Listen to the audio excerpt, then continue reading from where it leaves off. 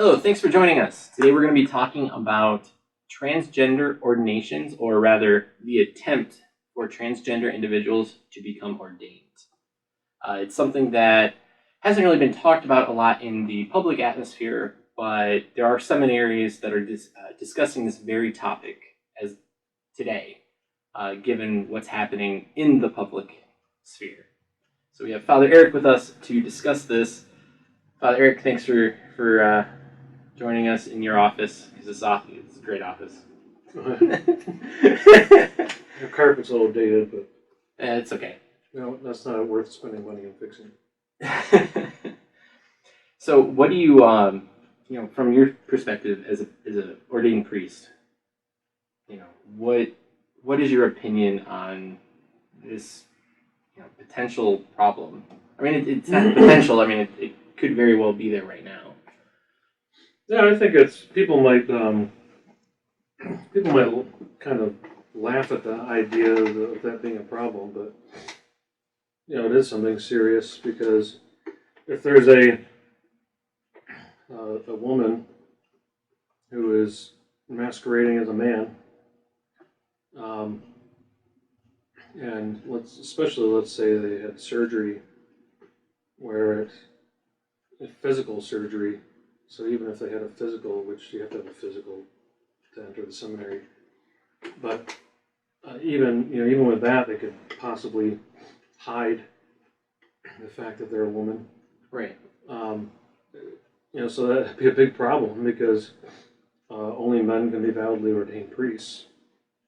So so you would have a fake priest out there, and that's a big problem, because then you'd have somebody out there who people think is a man, and thus they think they're ordained, but they're not. And there's no sacraments happening other than baptisms, which a layperson can perform baptism too. But so that's a huge problem, especially if somebody's trying to make a point and they want to try to get through the seminary to make that point. Now, I think a lot of people would probably be stopped. Either it'd be, most of the cases, it's more obvious. Mm-hmm. I imagine they'd have to take a DNA test. Because DNA.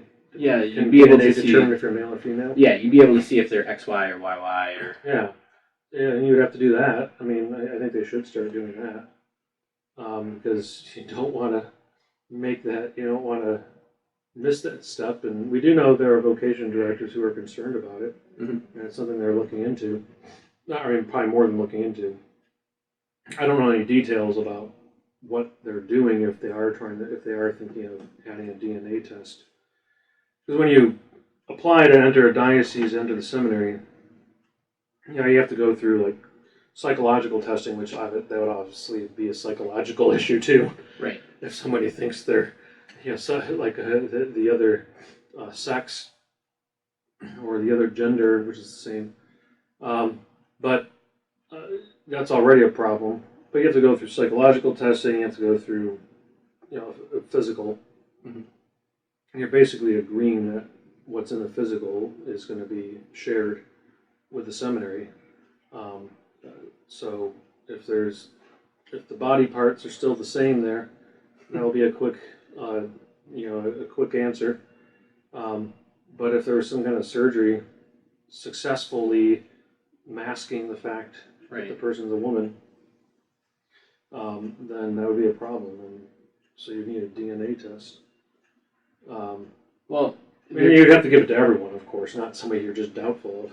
Right. So you would have there's a few levels here that are both reassuring and not. So going with the not first, you have the birth certificate. Depending on what state you live in, the birth certificate can actually be changed from M to F or F to M for the sex, because they passed those laws and they just did that stuff. So you can't trust the certificates, but when it comes to baptism in the church requires you to go to the original place that you got baptized. Yeah. And the name is going to correspond there appropriately, unless you have... That's another good point. Unless you have a very proactive, very progressive, bad secretary that wants to take it into their hands to abuse their power. Yeah, I mean that would be, you get a lot of trouble for doing that.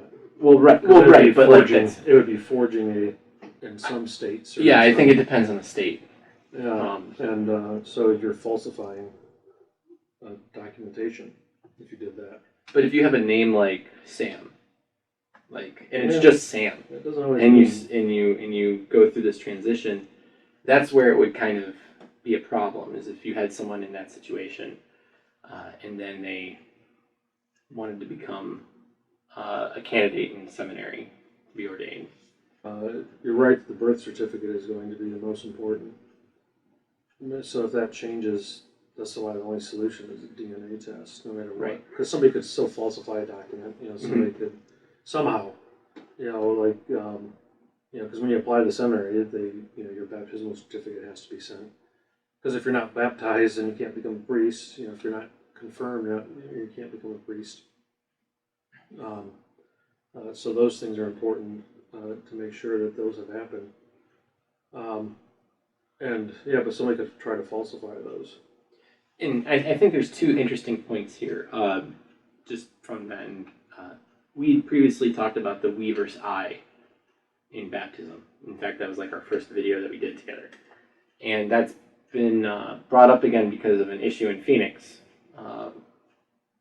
which is very unfortunate. And when that happens, just as it happened here, there is a lot of, and it's still happening here from my understanding, maybe I'm wrong, but you would probably know that better than I do, about following up with the sacraments. You mean with the deacon that was doing? Yeah, where you're saying it and following up with a proper baptisms, because that's a lot of people over a period of time. And so Phoenix is now currently in the process of doing the same thing, and that is very taxing on the human capital within the church to follow up with those. So that would be a nightmare if we had several women pretending to be men doing this very thing. And then on top of that, you have the German bishops. Or I'm sorry, not the German bishops per se, but the people there trying to get a same-sex blessing. And they're practicing in superstition because they're trying to get something they know they can't actually get. And it would be a very similar thing where we would have that happen here, where a woman is trying to get something she can't actually get, but she's doing it out of a purpose to show something, to get validation, or it could be just that they're crazy. If the person's crazy and they truly think they are men. It's just very interesting that all this is happening, and it's kind of converging at a weird time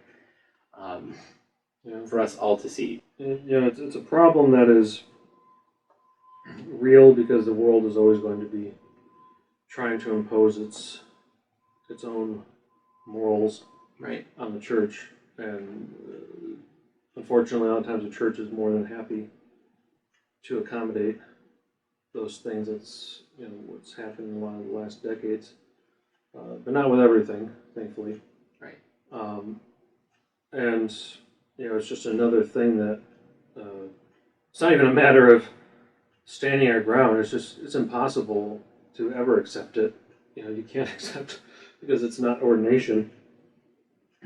And it's just nothing happens. The matter for the sacrament of ordination is a male, human being who's baptized, and because of that, that's the only way it can happen.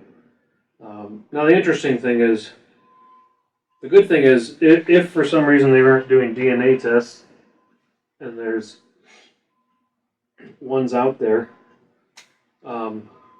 lurking out there or whatever, they're probably going to stand out a little more if they're aggressive about being ordained. Right.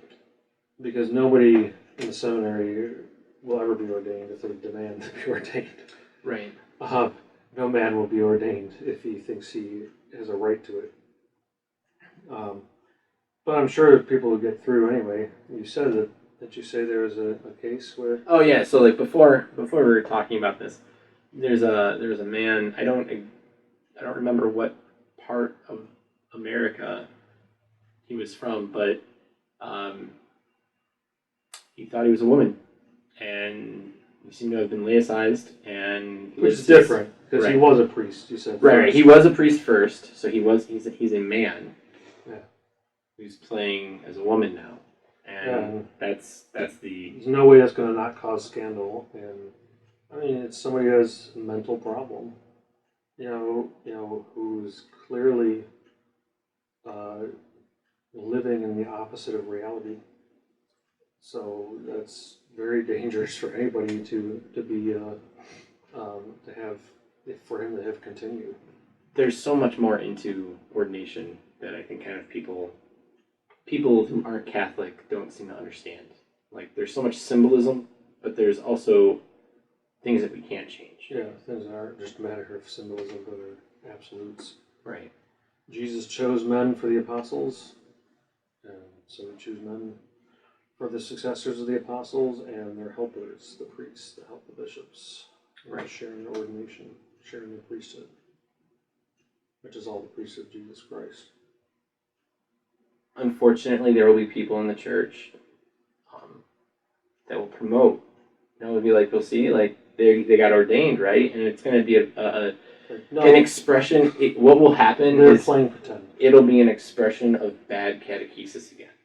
Where we see it in display of people. Well, that's even it's far beyond bad catechesis.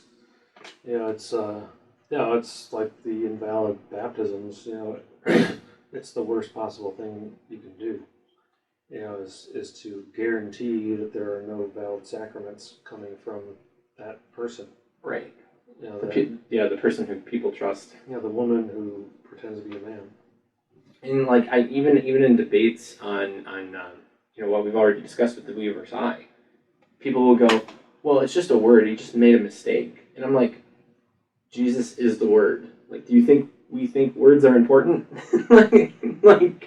like obviously we do. Yeah, and most of the words people don't realize that the specific words are absolutely necessary for validity.